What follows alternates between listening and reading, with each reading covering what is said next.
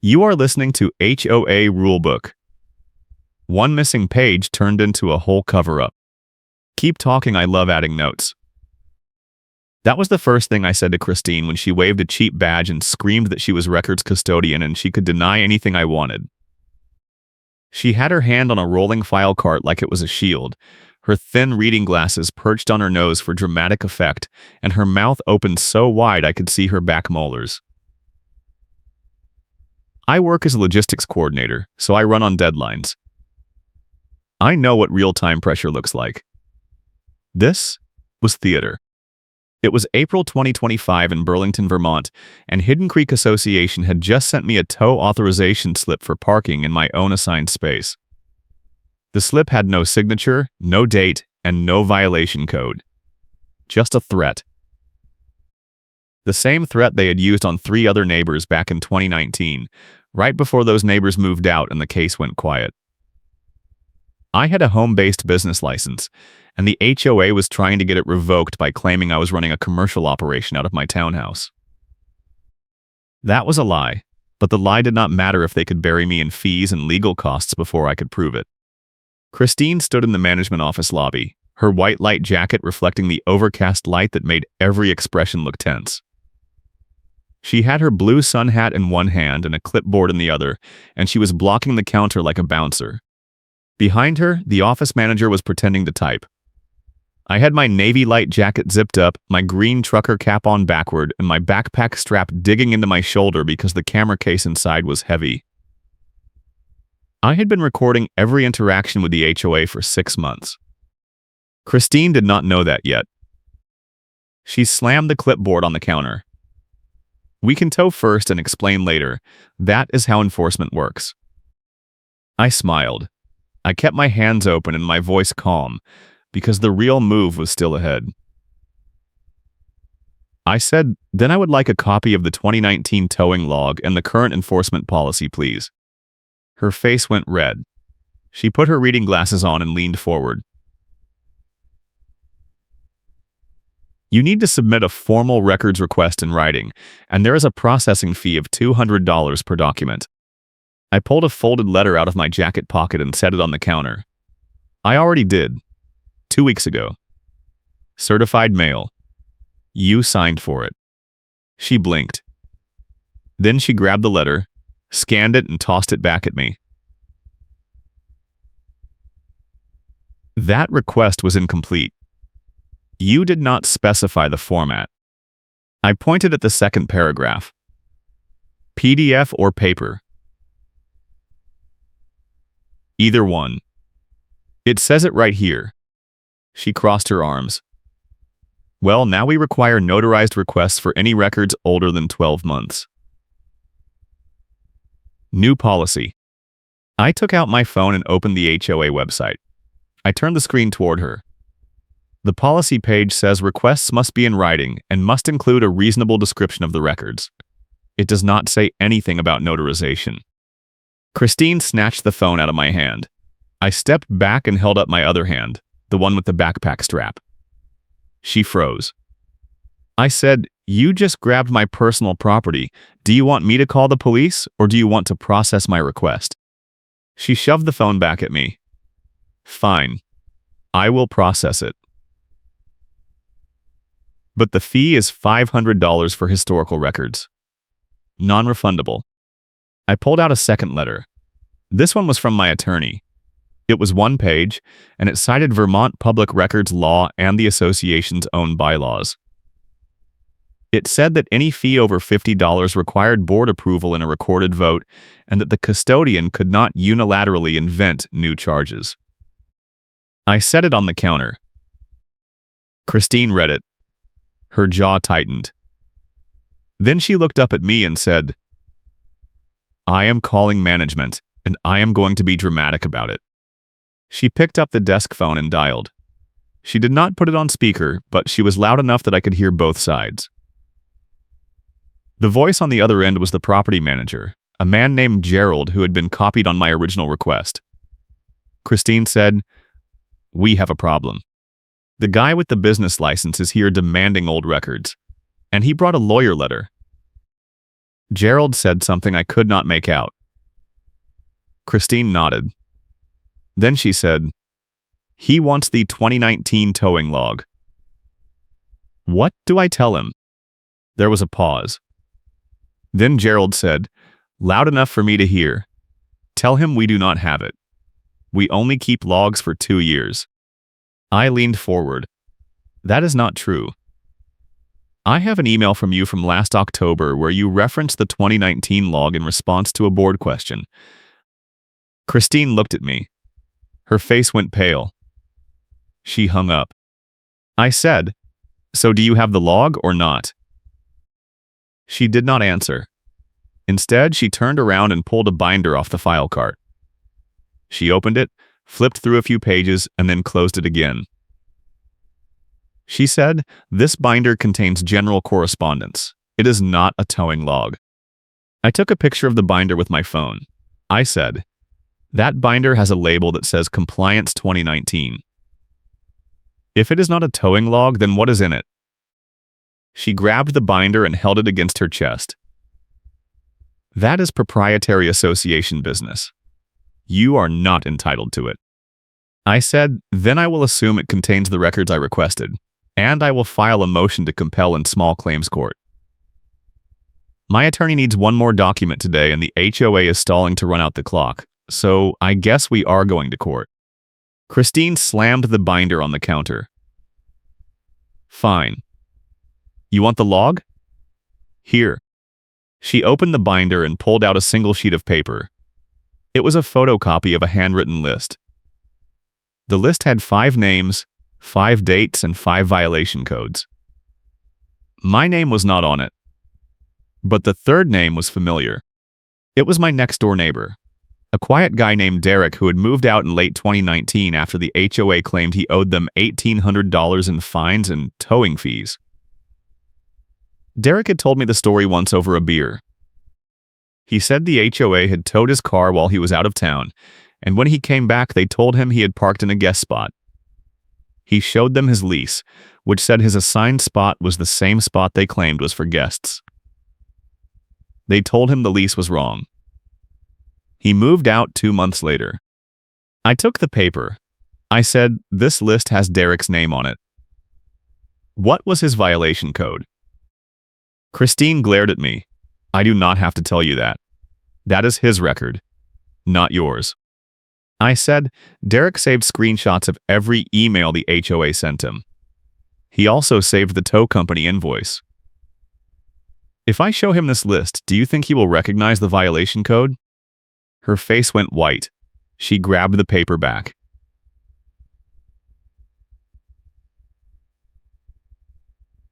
"You cannot have this. I made a mistake. This is the wrong document."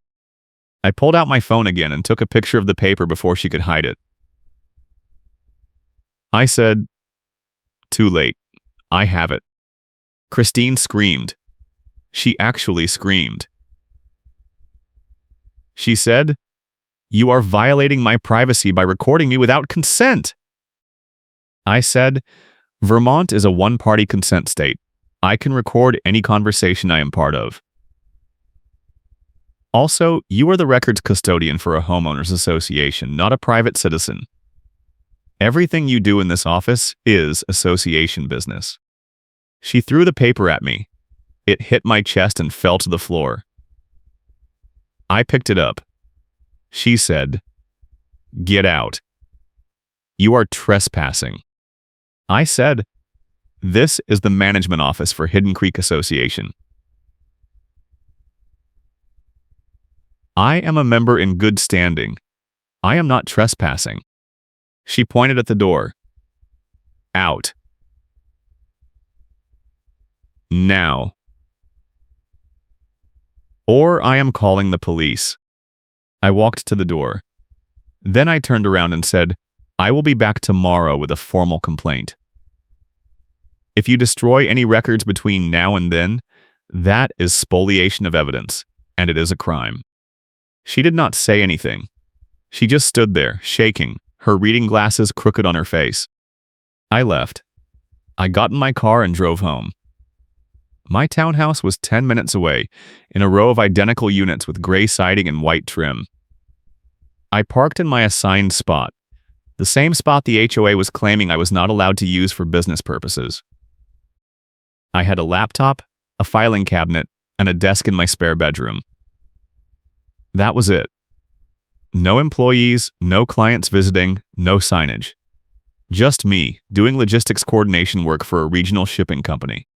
But the HOA had decided that my home-based business license was a commercial operation, and they were going to revoke it by any means necessary. I went inside and opened my laptop. I had a folder labeled HOA Cold Case. Inside were 3 subfolders: Derek 2019, Towing Logs, and Vendor Emails. I opened the Vendor Emails folder and scanned the list. There were 16 emails in total, all from the tow company that Hidden Creek Association used. The company was called Quick Lift Towing, and their dispatcher was a guy named Ron. Ron had a habit of replying to Christine's emails with way too much detail. In one email from March, Ron had written, "Per your request, I have updated the date on the April 12 authorization form to match the April 10 pickup. Let me know if you need anything else." That email was gold. It proved Christine had asked Ron to backdate a tow authorization form. But I did not have the original form, and I did not know which vehicle it was for. I needed more. I opened the Derek 2019 folder. Inside were screenshots of emails, a PDF of Derek's lease, and a photo of the tow invoice. The invoice was dated April 10, 2019. The authorization form attached to the invoice was dated April 12, 2019. That was a 2-day gap. If Christine had asked Ron to change the date, then the original authorization form must have been created after the tow, which meant the tow was unauthorized. That would make it illegal. I called Derek. He picked up on the second ring. I said, "Hey, it is me. I need to ask you about your 2019 tow." He sighed. "I thought we were done with that." I said, "We are. But I am not. The HOA is trying to pull the same stunt on me, and I think Christine is using the same playbook. Do you still have the original authorization form?" He paused. "I have a photo of it. The tow driver showed it to me when I picked up my car." "Why?" I said, "Can you send it to me?" He said, "Sure. Give me a second." 30 seconds later, my phone buzzed. It was a photo of a magnetic tow authorization placard. The placard had a date, a vehicle description, and a signature. The signature was Christine's. The date was April 12, 2019. I compared it to the invoice Derek had sent me earlier. The invoice said the tow happened on April 10. The authorization placard said April 12. That was a 2-day discrepancy, and it matched Ron's email about backdating the form. I had her. I spent the next 2 hours building a timeline. I printed every email, every screenshot, and every document. I put them in a 3-ring binder with tabs labeled by date. I made 2 copies. One for me, one for my attorney. Then I made a 3rd copy for the HOA attorney, because I wanted the legal risk to be obvious. The next morning, I drove back to the management office. Christine was not there. The office manager, a woman named Linda, was behind the counter. I said, "I need to file a formal complaint against Christine Lee, the records custodian." Linda looked nervous. She said, "What kind of complaint?" I said, "Destruction of records, backdating of enforcement documents, and fraudulent billing." "I have evidence." She said, "You need to submit that to the board." I said, "I am submitting it to you right now. You are the management company representative. You are required to forward complaints to the board within 5 business days. I am also submitting a copy to the HOA attorney." I handed her 2 sealed envelopes.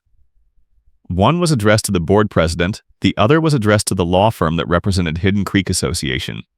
Linda took them. She said, "I will make sure these get delivered." I said, "Thank you. I will also need a receipt." She printed a receipt and handed it to me. I took a picture of it with my phone. Then I left. 3 days later, I got a letter from the HOA attorney. The letter was 2 pages long and full of bluff language meant to scare me into paying instantly. It said that my complaint was frivolous, that I was harassing the board, and that I owed the association $1,200 in fines for operating a commercial business without approval. The letter also said that if I did not pay within 10 days, the association would place a lien on my property and begin foreclosure proceedings. I read the letter twice.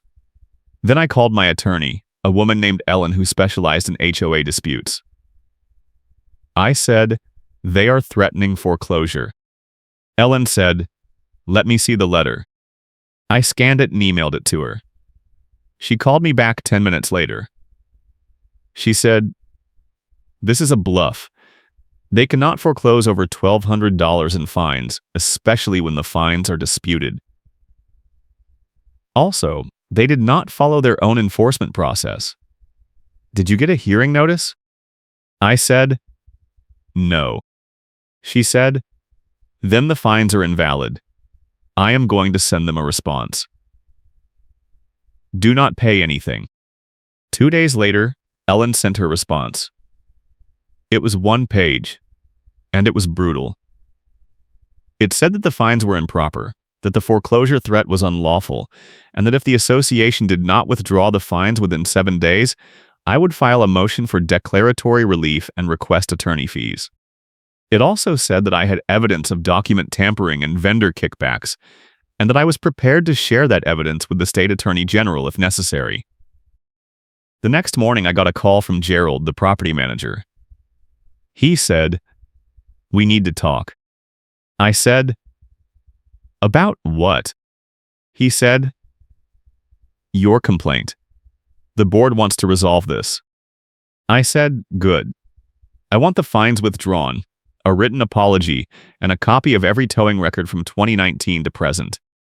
He said, "That is not going to happen." I said, "Then I will see you in court." He hung up. I filed the motion for declaratory relief the next day. Ellen handled the paperwork. The hearing was scheduled for 3 weeks out in small claims court.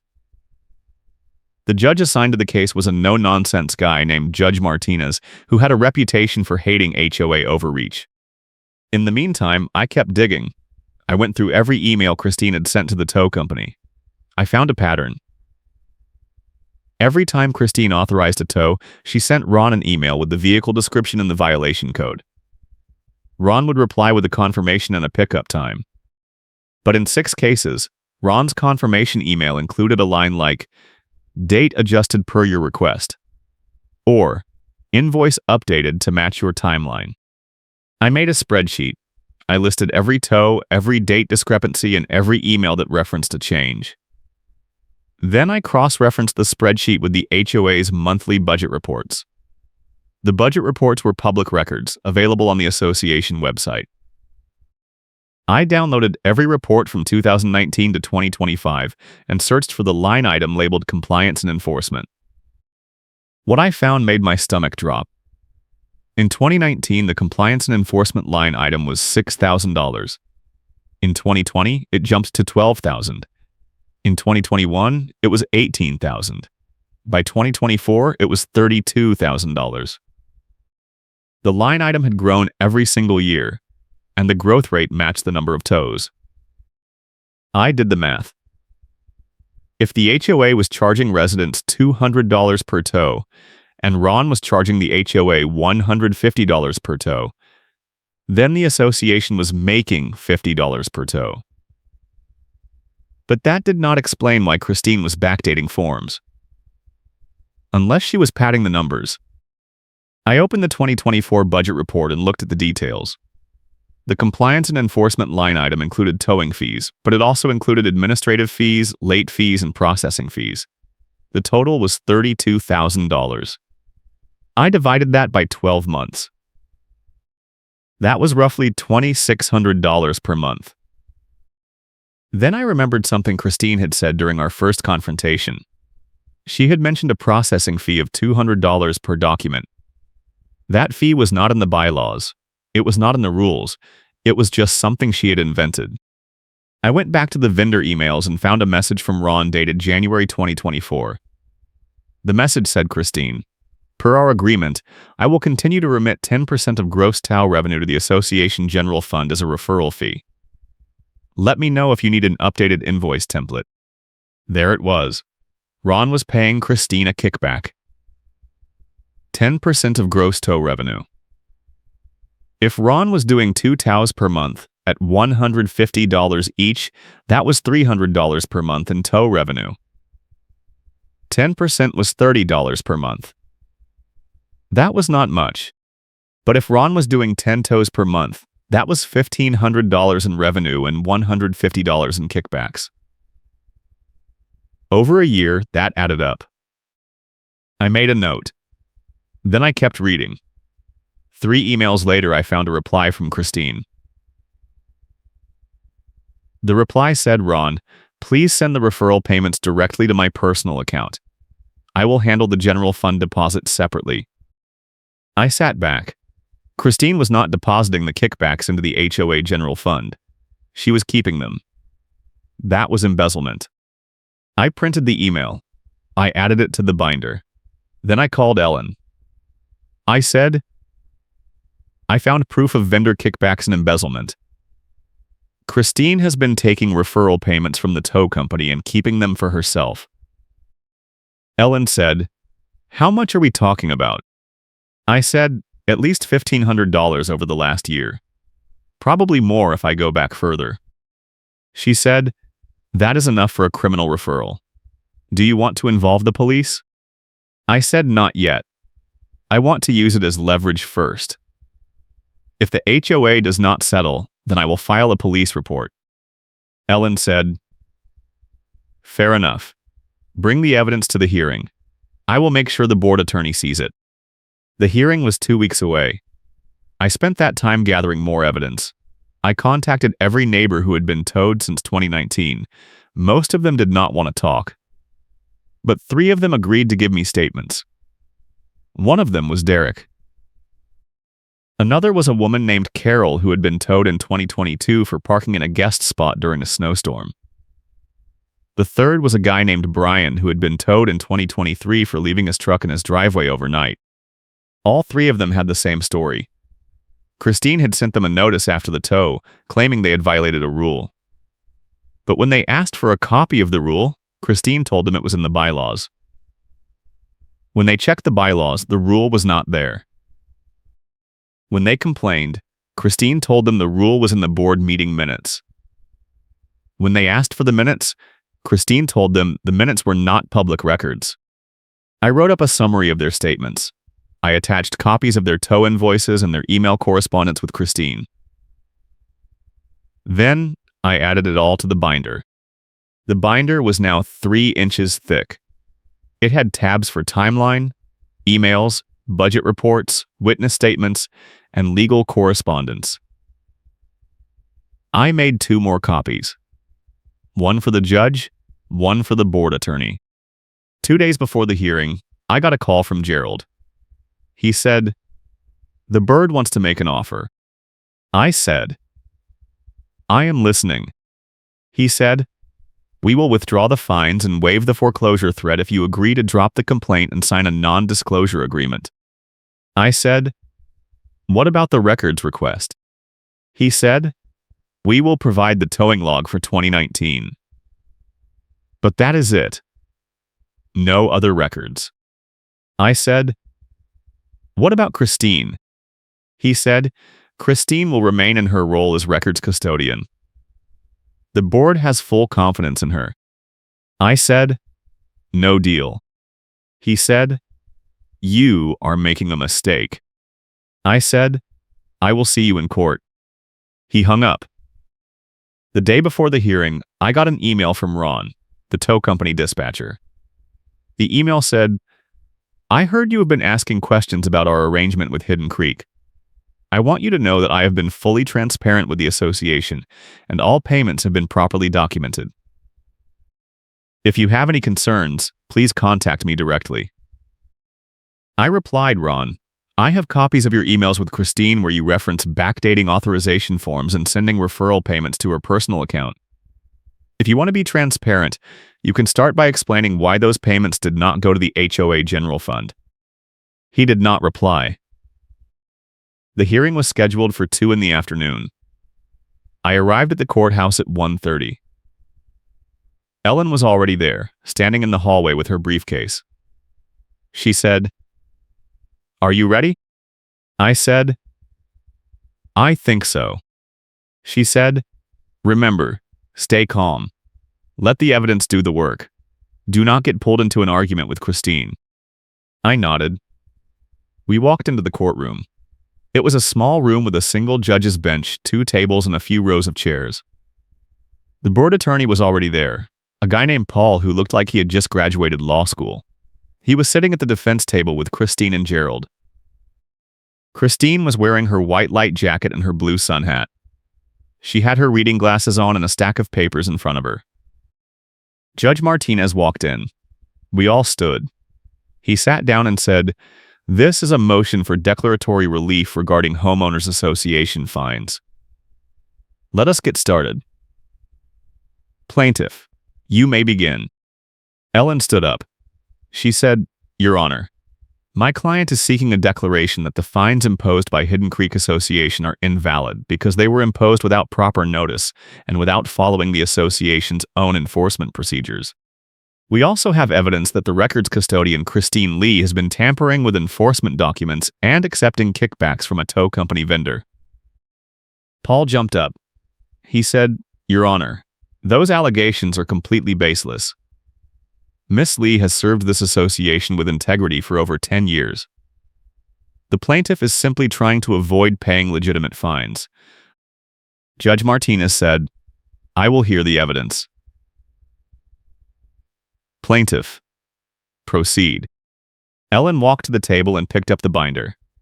She said, "Your Honor, I would like to submit this binder as Exhibit A. It contains a timeline of events, copies of emails between Ms. Lee and the tow company dispatcher, budget reports showing unexplained increases in the compliance line item, and witness statements from 3 residents who were towed under similar circumstances." She handed the binder to the clerk. The clerk passed it to the judge. Judge Martinez opened it and started flipping through the pages. He paused on the email from Ron about backdating the authorization form. He looked up at Christine. He said, "Miss Lee, did you ask the tow company to change the date on an authorization form?" Christine stood up. She said, "Your Honor, I do not recall that specific email. But if I did, it was to correct a clerical error. The tow was legitimate." Judge Martinez said, "A clerical error that happened after the tow was completed?" Christine said, "Yes, Your Honor. Sometimes the paperwork gets delayed."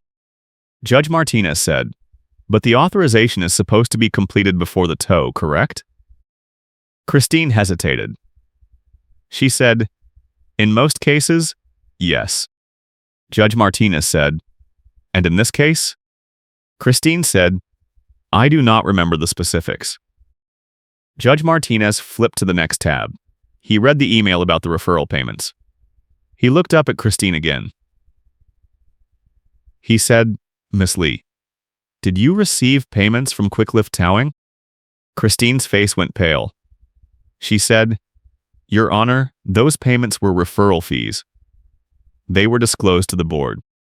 Judge Martinez said, "Were they deposited into the association's general fund?" Christine did not answer. Paul stood up. He said, "Your Honor, we were not aware of these payments. If they occurred, they were not authorized by the board." Judge Martinez said, "So Miss Lee was accepting payments from a vendor without board approval?" Paul said, "We will need to investigate that claim." Judge Martinez closed the binder.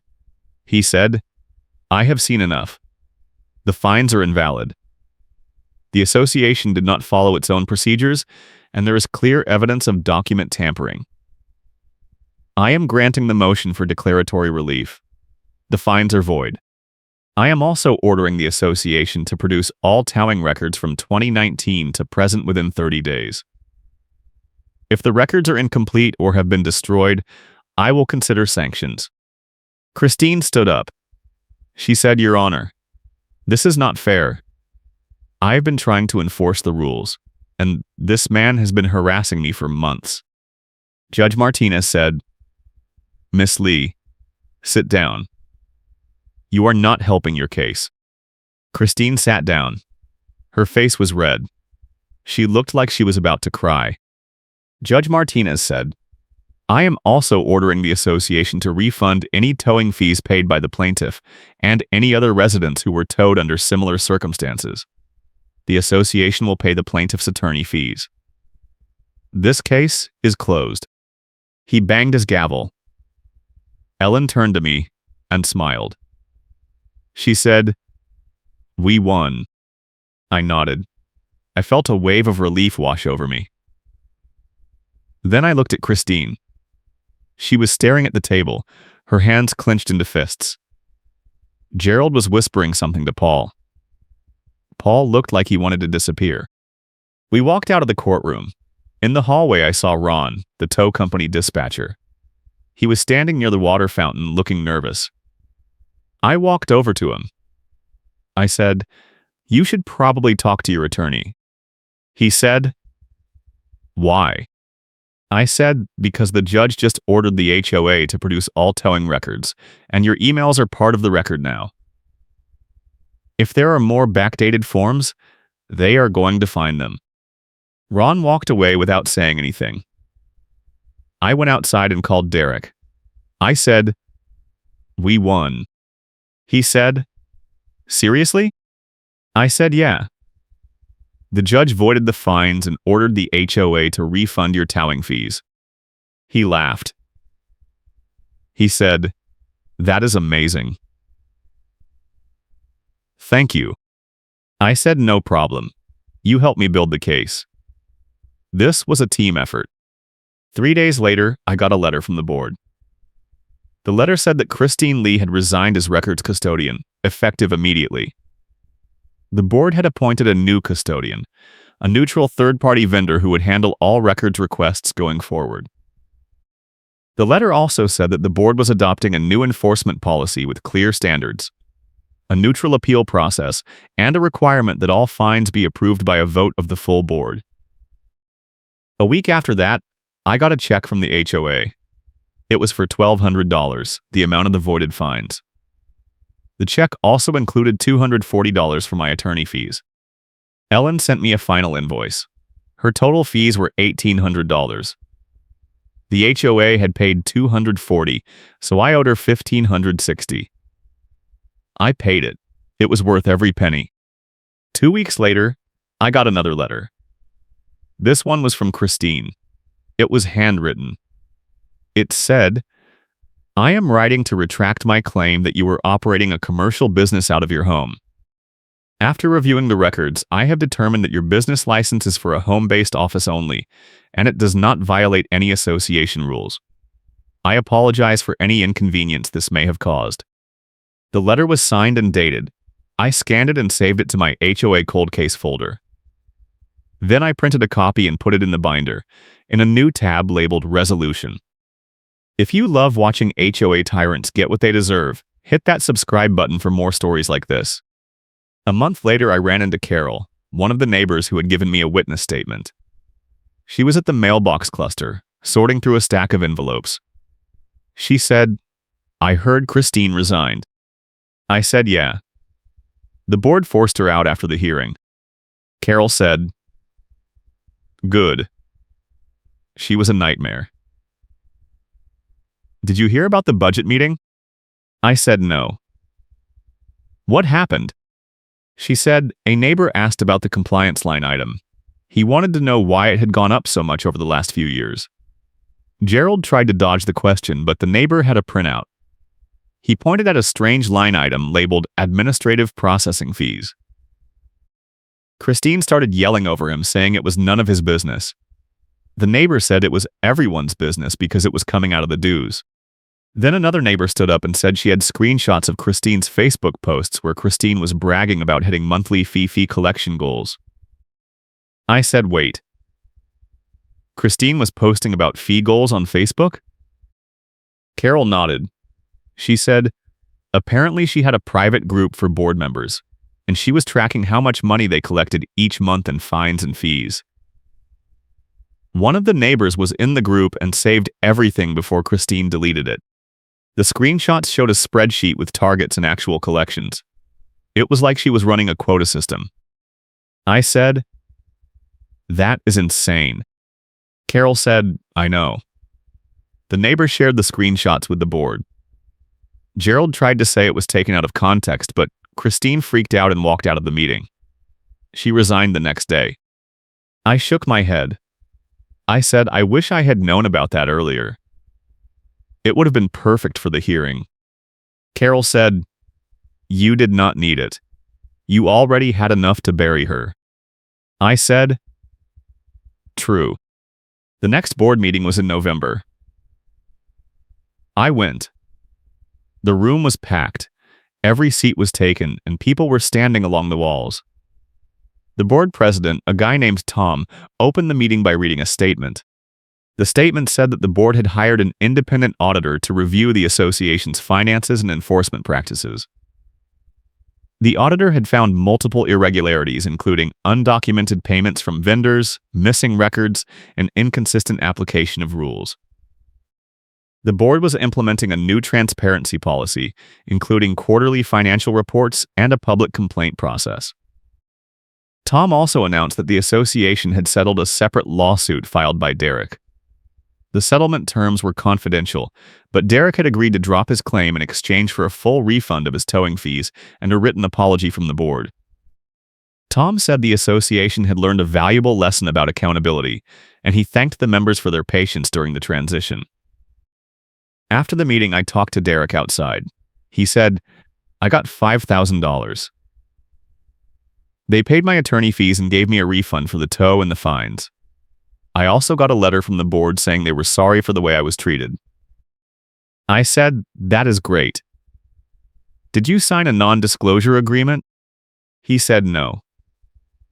They offered one, but my attorney told them to shove it. I am free to talk about this as much as I want. I laughed. I said, good for you. A few weeks later, I got a call from Ron.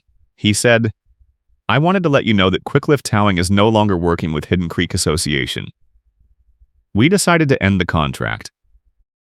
I said, why? He said, because the new board asked too many questions. They wanted copies of every invoice, every authorization form, and every payment record. I did not want to deal with it. I said, so you are admitting that the records were incomplete? He said, I am not admitting anything. I just think it is better if we part ways. I said, fair enough. He hung up. I smiled. Ron was covering his tracks, but it did not matter. The HOA had already moved on to a new tow company, and the new company had clear policies and transparent billing. In December, I got a notice from the board. The notice said that the association was holding a special election to fill 2 open board seats. Christine's seat was one of them. The other was Gerald's seat. Gerald had resigned after the audit revealed that he had approved several of Christine's processing fees without board authorization. I thought about running for a seat, but I decided against it. I had spent enough time fighting the HOA. I wanted to focus on my business and my life. Instead, I encouraged Carol to run. She agreed. She won her seat by a landslide. The new board met in January. One of their first acts was to adopt a clear enforcement policy with a neutral appeal process and proof standards. The policy said that all fines had to be approved by a majority vote of the board, and all enforcement actions had to be documented with photos, timestamps, and witness statements. The policy also said that residents had the right to request a hearing before any fine was imposed, and that the board had to provide written notice at least 10 days before the hearing. The policy was everything I had asked for. It was not perfect, but it was a huge improvement. In February, I got one last letter from the HOA. It was from the new board president, a woman named Susan. The letter said that the association had completed the audit and had identified approximately $8,000 in improper fees and charges dating back to 2019. The board was issuing refunds to all affected residents. My refund was $320. The check was enclosed. I deposited the check. Then I closed the HOA cold case folder on my laptop. I did not delete it. I kept it as a reminder. A reminder that standing up to bullies is exhausting and expensive, but it is worth it. A reminder that documentation is power. A reminder that systems only change when people refuse to accept the status quo. I also kept the binder. I put it on a shelf in my office next to my business license. Every time I look at it, I think about Christine waving her cheap badge and screaming about being records custodian. I think about her insisting it was an easement issue, even though the recorded plat disproved it. I think about the moment when the judge ordered the HOA to pay my filing fees to end the fight. I think about the written reversal from management with a real citation, and how Christine was forced to retract her claim in writing. I still live in Hidden Creek. I still work from home. I still park in my assigned spot. But now, when I get mail from the HOA, it is boring stuff. Budget reports. Meeting minutes. Maintenance schedules. No threats. No fines. No demands. The new board is not perfect. They still make mistakes. They still have disagreements. But they follow the rules. They document their decisions. They listen to residents. And when someone raises a concern, they investigate it instead of burying it. That is all I ever wanted. Not revenge, not drama, just fairness. A few months ago, I saw Christine at the grocery store. She was in the produce section, picking through apples. I thought about walking over and saying something. But I did not. I just nodded. She nodded back. Then we both went our separate ways. I do not know what she is doing now. I do not know if she learned anything from what happened. I do not really care. She is not my problem anymore. But I do know this. The cold case is closed. The investigation is over. The evidence is filed away. And the outcome is exactly what it should have been. The HOA lost in small claims, paid my fees, and was forced to adopt a clear enforcement policy with a neutral appeal process and proof standards. And I get to live my life without looking over my shoulder every time I park my car. That is worth more than any settlement check. I still keep in touch with Derek and Carol. We grab coffee sometimes. We talk about normal stuff. Work, weather, movies. Occasionally, one of us will bring up the HOA drama, and we will laugh about it. But mostly, we just enjoy the fact that it is over. Carol is doing a great job on the board. She is pushing for more transparency and better communication. She is also working on a project to digitize all the association records and make them available online. No more games. No more gatekeeping. Just open access for everyone. Derek moved back to Burlington last year. He bought a house in a different neighborhood, one without an HOA. He says he will never live in an HOA community again. I do not blame him. As for me, I am still here. I like my townhouse. I like my neighbors. I like the quiet streets and the proximity to downtown. And I like knowing that I stood up for myself and for everyone else who got pushed around by a system that was supposed to serve us, not exploit us. Every now and then I get a message from someone in the community. Someone who heard about what happened and wants to know how I did it. I always tell them the same thing.